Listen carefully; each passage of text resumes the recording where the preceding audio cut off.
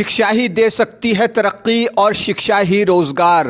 इन ख्यालातों का इजहार मेरठ सहारनपुर मंडल स्नातक सीट से एमएलसी प्रत्याशी समाज सेविका श्रीमती उषा चंद्रा ने किया। उन्होंने राष्ट्रीय एकता मंच देवबंद द्वारा शिक्षा और वर्तमान परिवेश में इसका महत्व विषय पर एक सेमिनार को संबोधित करते हुए विचार व्यक्त किए।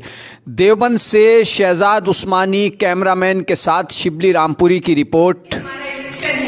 शिक्षा से उसमें हम लोगों ने परिवर्तन करना कभी नहीं चाहा। देखिए, इतिहास गवाह है। हमारी माँ विद्या की देवी सावित्रीबाई फुले, उन्होंने जब संकल्प लिया कि मैं शिक्षा को जन जन तक पहुँचाऊंगी, हर समाज के लोगों को शिक्षा का अधिकार दिलाऊंगी, तो उनको समाज से, सोसाइटी से निकाल दिया गया कि अरे एक विशेष वर्ग जिसको शिक्षा से वंचित रखा गया, उसको शिक्षा लेने का कोई अधिकार नहीं है।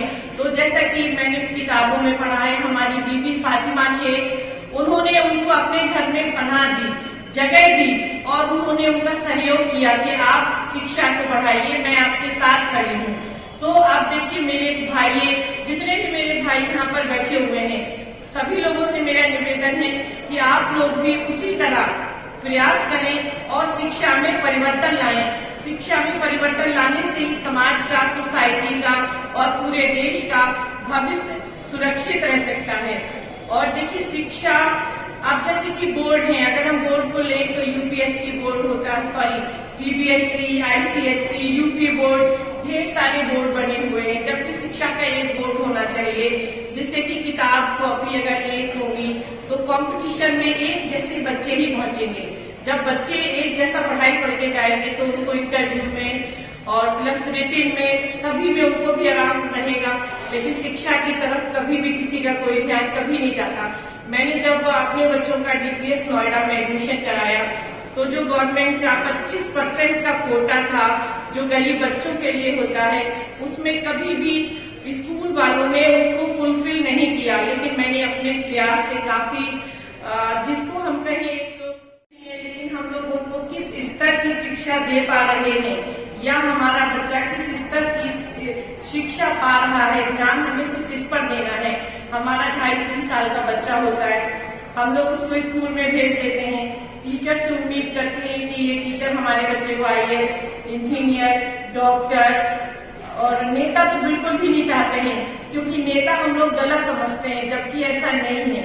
पढ़े लिखे व्यक्ति अगर पॉलिटिक्स में भी आएंगे तो वो बहुत कुछ अच्छा करेंगे। तो इसलिए मुझे लगता है कि देखिए, समय की भी मांग है और परिवर्तन चूंकि हर चीज में होता है, तो शिक्षा के क्षेत्र में भी परिवर्तन होना बहुत जरूरी है। लेकिन हम लोगों का ध्यान कभी शायद बिल्कुल भी नहीं जाता है।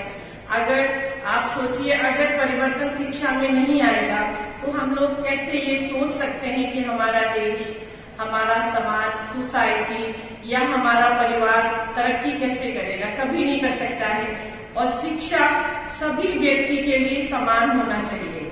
जहां तक मुझे लगता है, शिक्षा किसी जाति की या धर्म की या मजहब की नहीं होती। शिक्षा सिर्फ शिक्षा होती है और हर व्यक्ति के लिए अनिवार्य होना ही चाहिए।